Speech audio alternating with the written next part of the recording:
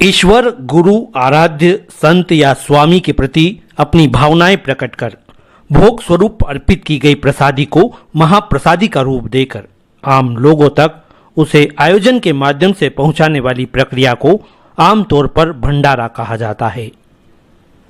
अक्सर श्रद्धालुओं की भीड़ के बीच होने वाले ऐसे आयोजन अव्यवस्था में भी तब्दील हो जाते हैं, लेकिन आज हम इसी महाप्रसादी यानी भंडारे के एक अलग स्वरूप और यहाँ की व्यवस्था से रूबरू करा रहे हैं, जो वाकई में प्रेरक भी है और अन्य आयोजक संस्थाओं के लिए अमल में लाने लायक भी।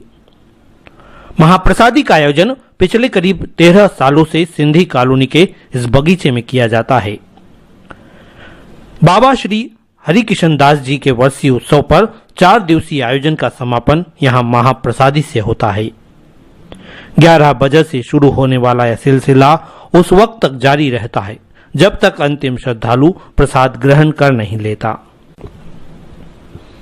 हजारों लोग यहाँ प्रसादी ग्रहण करते हैं, लेकिन कहीं से कहीं तक आपको अव्यवस्था या भीड़ भाड़ अगर नजर नहीं आ रही तो उसके पीछे यहाँ के तमाम सेवादारों की भूमिका है, जो अपनी जिम्मेदारी निभाने के लिए तत्पर नजर आते हैं। सेवादार ललित पारानी बताते हैं कि यहाँ प्रत्येक श्रद्धालु को भारतीय पद्धति से बैठाकर प्रसादी दी जाती है। प्रवेश करते वक्त ही उन्हें हाथों में थाली के अलावा कुछ फल भेंट किए जाते हैं। महिला पुरुषों के बैठने एवं प्रवेश की अलग व्यवस्था के साथ बुजुर्ग या अन्य किसी कारणवश नीचे नहीं बैठने वालों के लिए कुर्सी टेबल की व्यवस्था भी होती है। भोजन पूर्ण रूप से शुद्ध एवं सात्विक यानी रोटी, सब्जी, दाल, चावल, मिठाई, अचार एवं पान तो परोसा जाता है। वहीं भोजन ग्रहण करने के बाद छाछ एवं जलपान की व्यवस्था भी विशेष रूप से रहती है। महाप्रसादी की खासियत यहाँ हजारों लोगों को परोसी जाने वाली वे रोटियां हैं, जो आयोजन स्थल पर नहीं बल्कि लोगों के घरों में बनाई जाती है। बताया गया कि इसके लिए सेवादारों को उनकी क्षमता के अनुरूप आटा दे दिया जाता है। वो अपने घर से सुबह के वक्त गर्मा गर्म रोटियां बनाकर लाते हैं और वे ही परोसी जाती है। और जिन माता बहनों ने रोटी बनाने में, फुलके बनाने में सहयोग किया है, जो अभी तक पंडाल में नहीं पहुंचा पाए हैं, उनसे मैं निवेदन करता हूं, कृपया पंडाल में रोटियां भेजें ताकि हमारी सेवा सुचारू रूप से चलती। बात स्वच्छता की तो यहाँ डिस्पोजल का प्रयोग पूर्णतः प्रतिबंधित रहता है, यानी थाली भी ऐसी जिसमें कटोरियों की जरूरत नहीं। कांच के गिलास में छाछ पीने की व्यवस्था और पानी के लिए तांबे के लोटे। सेवादार बताते हैं कि हजारों लोगों की इस प्रसादी के लिए किसी तरह का चंदा नहीं लिया जाना भी हमारे इस आयोजन की खासियत है। वहीं यहाँ अमीर गरीब धर्म समाज वर्ग से जुदा जो भी आता है साथ बैठकर प्रसादी पाता है। एक खासियत यह भी है कि कोई प्रसादी अगर घर भी ले जाना चाहे तो किसी तरह की रोक टोक या मनाही नहीं, यानी बर्तन या अन्य व्यवस्था के जरिए जो भी श्रद्धालु जितना चाहे प्रसाद घर ले जा सकता है।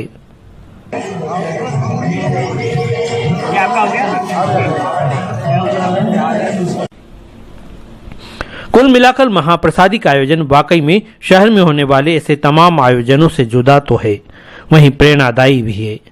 भंडारों के पारंपरिक आयोजकों को इस तरह के आयोजनों से सीख अवश्य लेना चाहिए।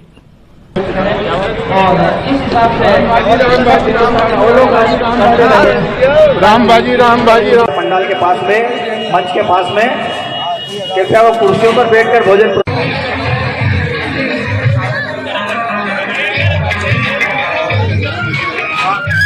ये करने वाला हमारा करतार बाबा हरकिशन दास जी स्वयं है।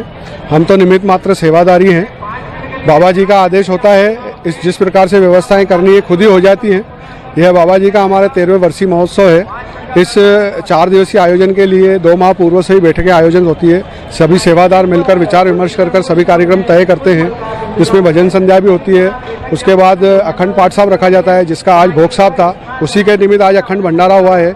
और यहाँ पर आप देख रहे हैं जो व्यवस्था, लगभग 5 से 6 हज़ार व्यक्तियों को यहाँ पे बिठाकर भोजन कराते हैं, और लगभग इतने ही व्यक्तियों के लिए घर में भी भोजन जाने की व्यवस्था हो, बल्कि ज्यादा उससे टिफिन लेके आते हैं, वो भी हम भर के देते हैं, किसी को मनाही नहीं करते हैं। नहीं, सबका सहयोग है। हमारे ललित जी का बहुत बड़ा सहयोग है, सब सेवाधारी लगे हुए हैं और सब बाबा जी की कृपा है, अच्छे तरह से हो रहा है।